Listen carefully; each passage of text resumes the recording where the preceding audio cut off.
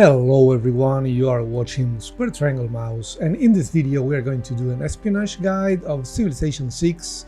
Before we get into it, please keep in mind that this weird game where I'm recording is the robots versus zombies game that you can see on this same channel, but it's a weird one that I was experimenting on. That's why you can see here a bunch of Gandhis as my enemies. Anyway, that's not relevant to the espionage, so let's get into the real content of this video: how to use spies in Sid Meier's Civilization 6. Before you start planning your espionage, you should consider that your spies will appear in the city that builds them initially, but when they run away from a mission, they will try to go back to your capital. So this is where they will start if they had to run away because they were almost caught in a mission. And first of all, they need to move to a city that is owned by an enemy, and especially someone that doesn't have an alliance with you. If you are allied to an AI, you cannot send your spies to their cities. In this case, I don't have any allies, so I can send my spies to any enemy cities, and I can also send them to city-states. We are going to talk about that specific mission a little bit later. First of all, what can we do in an enemy city? Well, you can see here every mission takes 4 turns. All of them will always take the same amount of turns, but it will not always be 4. Let's explain that first. You start with 8 turns per mission, but there are a few policies here and there that can make the missions go faster. And also there are a few promotions. Well, there is one promotion in particular, the linguist promotion. You can see it here. Time to complete all missions is reduced by 25%. If we combine that with the right government type, and we are going to see about that here, you can see here that with Machiavellism, the spy operations also take 25% less time. So combining that promotion with that particular civic, we end up having missions that only take 4 turns to complete. You usually will start with gain sources because you want to increase your odds of being successful as much as possible. That being said, with a spy that already has 3 promotions, you might already start with very high odds, so you might not need to gain sources to begin anymore. Especially also if you have policies in place that can increase your odds. So the first thing you have to do is travel to a new city. There is a disguise promotion that allows a spy to take no time to establish presence on an enemy city. But if your spy does not have that promotion, as it happens to this spy here, we will take a few turns, in this case 4 turns, but it could start at 8 turns, just to establish our presence in the city. After we take those turns, we can then do a mission, and that mission will take another 8 turns, or in this case of this spy with this policy, only 4 turns. Siphon funds is usually a good one to get some experience for your spies, because the odds to be successful siphoning funds tend to be a bit higher than other missions. Even at this high level, you can see that the 90% in siphon funds is better than the 84% in disrupt rocketry. So this is a good one to get your spies to higher levels. You also get some nice money, which is obviously good, but it's not the best one to really cripple the AI on high difficulties, because they tend to have all of the money that they need.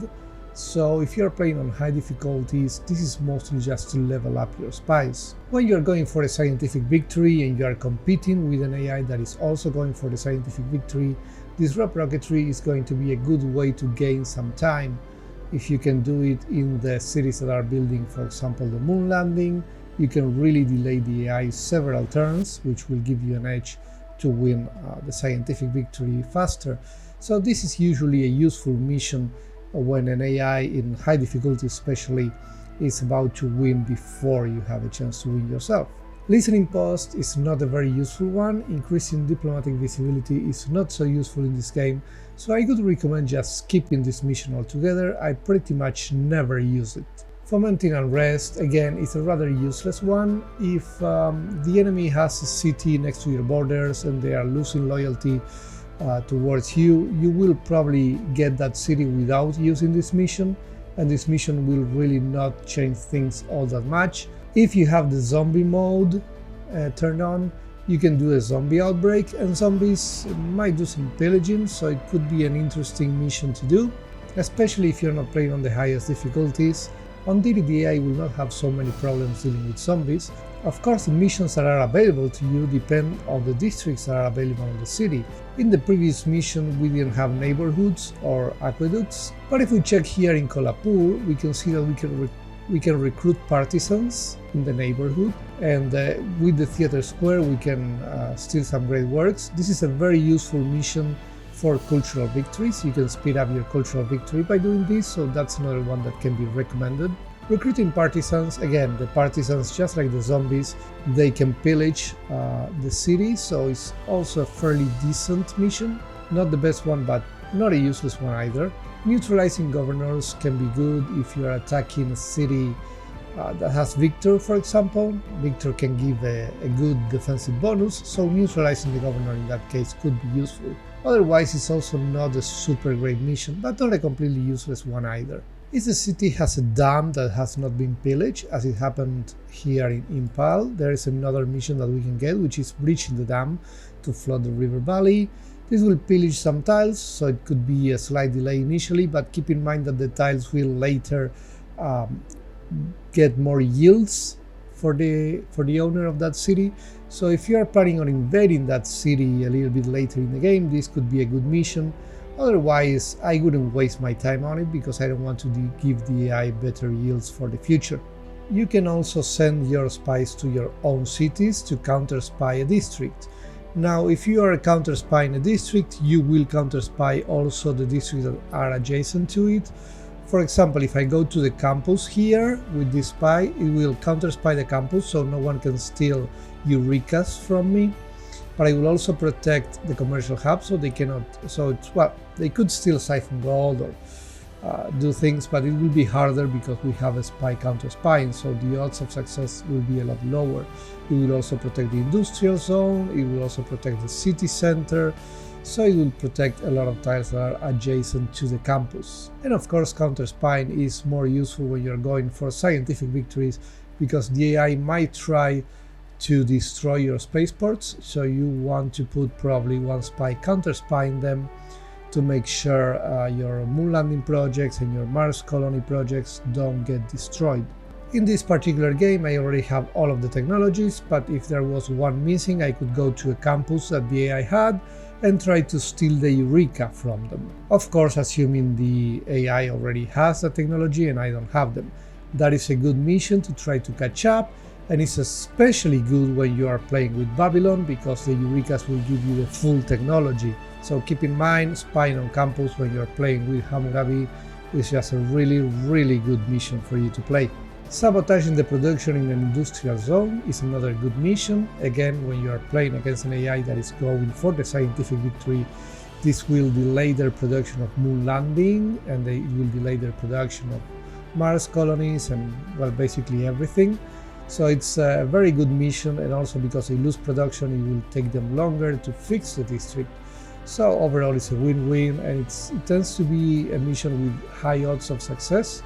So really there are many good reasons to do sabotage production in almost any game, especially against your main competitors. And if you don't want to go to your enemy's cities, you can also go to city-states, especially if you want to become the suzerain of them. There is a special mission that you get with them, which is Fabricate Scandal, and what this will do is it will force top competitors to lose 6 envoys. This can be really good in almost any situation. For example, here in Bologna, you can see if I could remove 6 envoys from everybody, these guys could lose all of their envoys, and even the current suzerain would go down to 4, so I could become the only suzerain in this city. You can see how really fabricating scandals can be really good, and especially in the top city-states, the ones that give the best suzerain bonuses. You always want to fabricate scandals there. It's a mission that a lot of people forget, and I wanted to make sure to mention it in this video because you shouldn't forget it. It's a pretty good one. Overall, spies can do your late game a lot easier, so having a bunch of highly promoted spies for when the game is about to be over can be really good.